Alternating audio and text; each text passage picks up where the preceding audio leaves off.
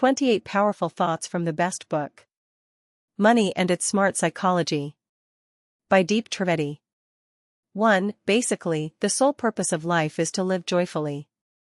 And if you wish to rid yourself of the nuisance of money, you will have to consider this the sole purpose of life.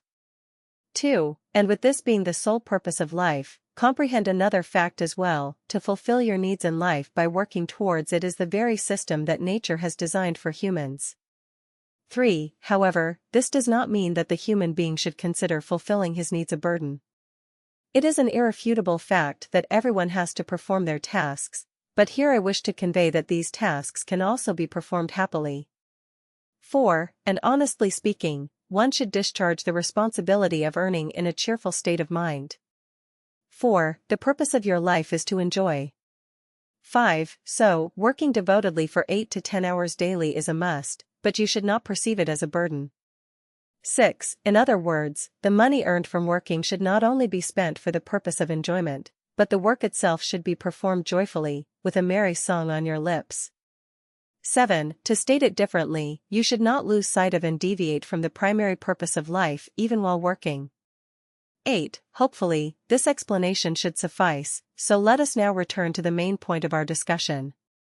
And the key point is, money acquired through work should only be invested in the purpose of life.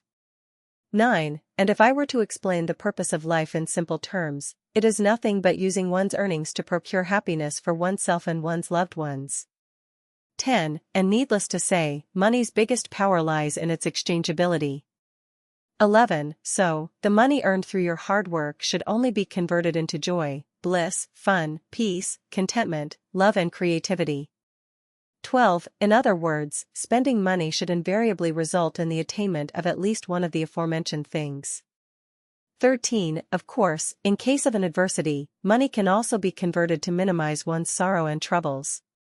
14. This implies that when one is ill, it is definitely wise to spend money on healthcare.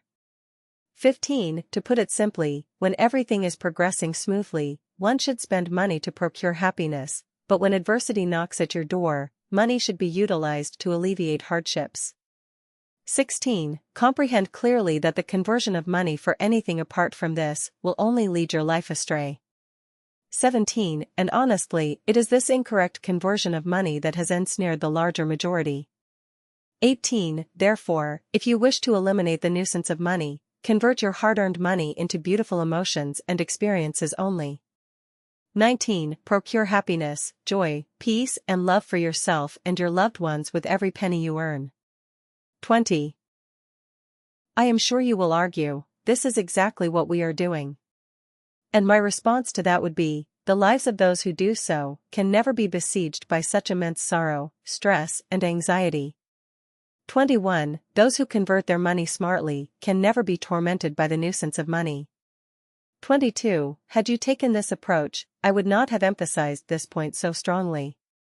23. Therefore, from now on, observe whether you convert your money into happiness, joy and peace, or conversely into cars, furniture and other material possessions.